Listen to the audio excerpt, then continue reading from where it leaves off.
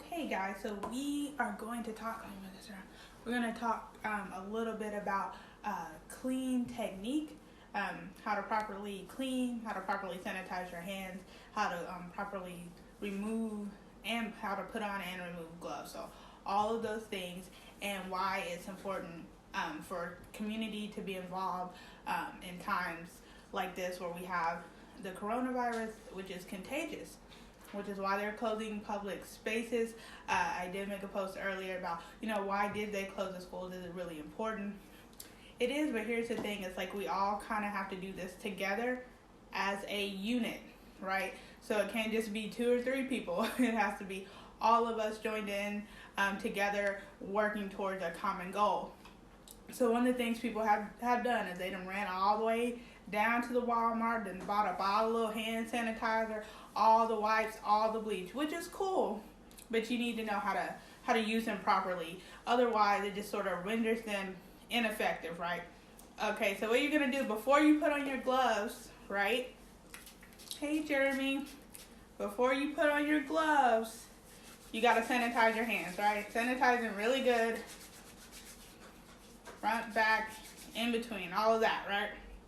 And I just use the hand sanitizer I have available. If you need some, I have peppermint or lemongrass. They're like $2 a bottle. So sanitize your hands, right? So I'm going to do it again because I just touched something. And that's the thing. Like if you contaminate something, then you need to sanitize your hands again. So if you touch something before you put on the gloves, you need to go ahead and sanitize again. So I'm going to put the gloves on. And you want to make sure you have the right size gloves. If they're too small or too big, there's going to be room for bacteria and viruses and all kind of dirt to get in there, and that's not what you want. So you want to put them on. A lot of times people do like this to make sure they're on securely. You also want to let that hand sanitizer dry completely before you put on your gloves, right? Because if it's not dry completely, then it's ineffective because it usually has alcohol, and the alcohol has to dry. So that's how I put on your gloves, which is pretty easy. Everybody knows how to do that. Now, here's how you take them off. So I have my gloves, right? So I'm just going to grab at the end, kind of loosen them, right, with this hand, with my left. And I always take off the dominant hand glove first, because getting this hand off without getting this hand dirty is kind of tricky. So I take it off, right? I'm going to ball it up in this glove. So now it's balled up in this glove, and now I'm going to take this dirty glove off. And so what I do is I'm going to stick 1 or 2 fingers on the inside, which is the clean side of the glove, 1 or 2 fingers, and I'm going to pull, right? So that's how you do it, which I make it look really easy, but I've been doing this for a lot of years. So it takes a lot of practice to do that.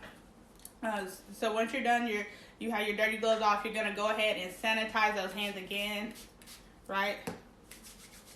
So now you're all clean again. So that's just a process you want to repeat over and over. You want to make sure you use really good clean or aseptic technique, just so you know there's nothing.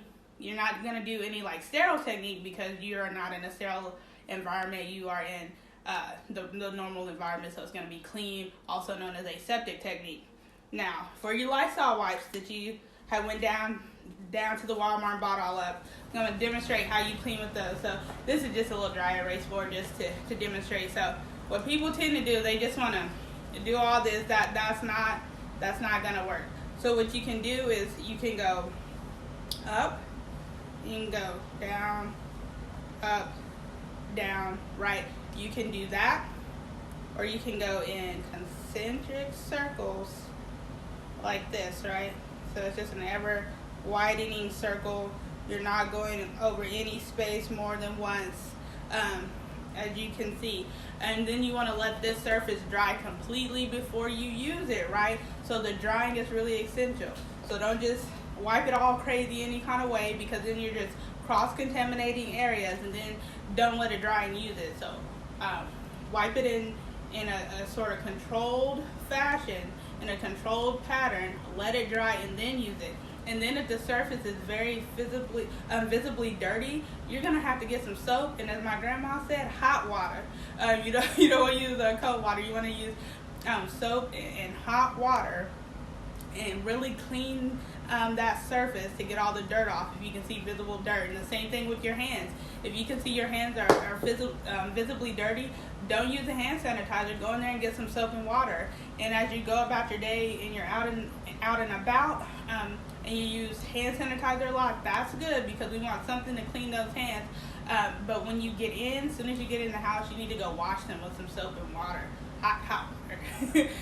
So that's just a little thing about being clean. And then I also want to talk to you guys about just being, a good citizen, a good friend to your neighbor, because in times like this, it's not really going to be the government that helps us. It's going to be our community, our families, and our neighbors. So when you go out and about, you need to think about just engaging in good, clean habits.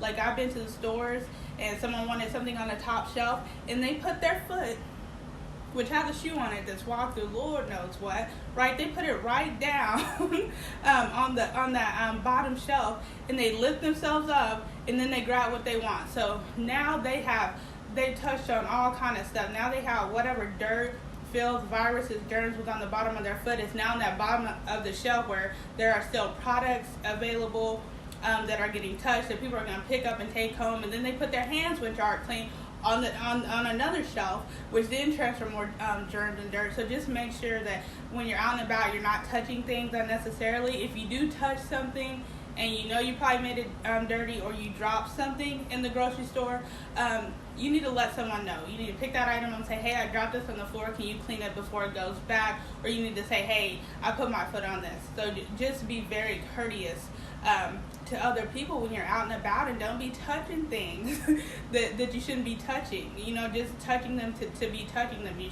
You should never do that. And this has to be a habit going forth, because yes, we have the coronavirus now, right?